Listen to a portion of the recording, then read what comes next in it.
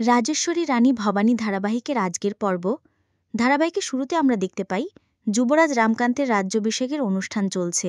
সেখানে দয়ারাম যুবরাজ রামকান্ত এবং ভবানীকে পুরোহিত মশাই সামনে এনে বলে, পুরোহিত মশাই, এবার আপনি আপনার যজ্ঞ শুরু করতে পারেন। তখন পুরোহিত মশাই নানি ভবানীকে একটা তলোয়ার দিয়ে বলে, নিজের হাত কেটে রক্ত দিয়ে যুবরাজের কপালে তিলক পরিয়ে দাও ঠাকুর মশাই। যুবরাজ রামকান্ত এবং ভবানীকে এটাও বলে যে এই মহাযজ্ঞের আগুনের মধ্যে কিছু ঘি ঢেলে দাও। অন্যদিকে আমরা দেখতে পাই ঈশ্বরীর স্বামী এসে প্রসাদকে বলে, শালাবাবু, এই নাও আংটি আর তৈরি করা নেমন্তন্নপত্র।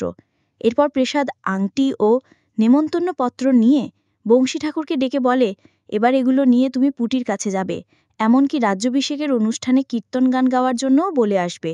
তখন বংশী ঠাকুর বলে, আমি সব কিছু ম্যানেজ করে আসব ছোট কুমার, আপনার কিচ্ছু ভাবা লাগবে না। এরপর বংশী ঠাকুর চলে যায়।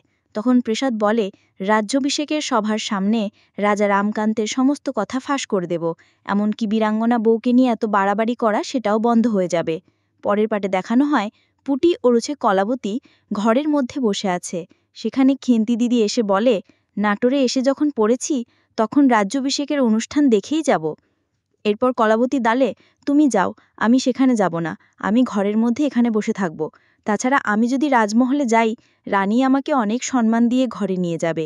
এরপর কলাবতীর কথা শুনে খেন্তি দিদি বলে, এখন নিজের কথা না ভেবে সতীনের কথা ভাব।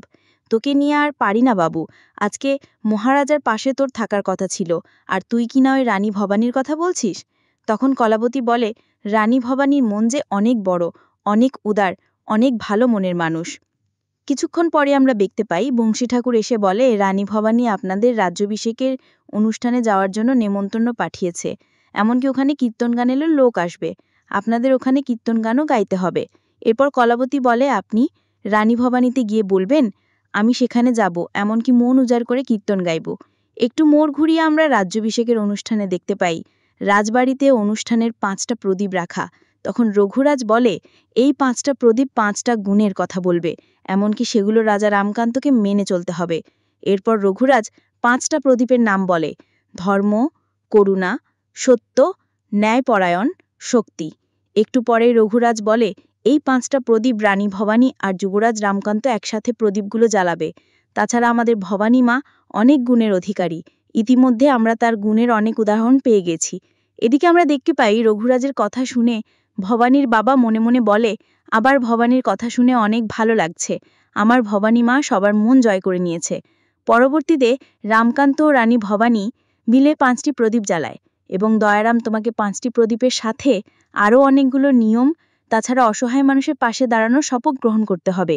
এরপর রঘুরাজ রাজা রামকান্তকে শপথ বাক্য পাঠ করায় আর বলে, নিজের রাজমহলের দায়িত্বের পাশাপাশি পুরো নাটোরবাসীদের দায়িত্ব নিতে হবে, তাছাড়া নাটোরের অসহায় মানুষের পাশে দাঁড়াতে হবে।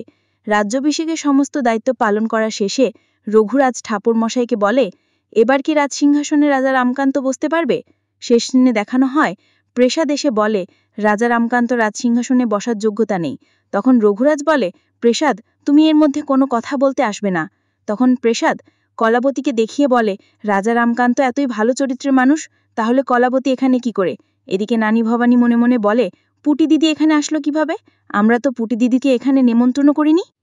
আগামী পর্বে আমরা দেখতে পাব রঘুরাজ প্রসাদকে বলে, তুমি আর একটা কথা বলেছ, তাহলে তোমাকে কালকুঠুরিতে বন্দি করার নির্দেশ দিব। এরপর প্রসাদ বলে, কি প্রমাণ নিয়ে কথা বলছি, আমার কাছে সমস্ত প্রমাণ আছে। রঘুরাজে তো বন্ধুরা, এই ছিল আজকের আপডেট। পরবর্তী আপডেট পেতে আমাদের চ্যানেল এখনই সাবস্ক্রাইব করুন। ধন্যবাদ।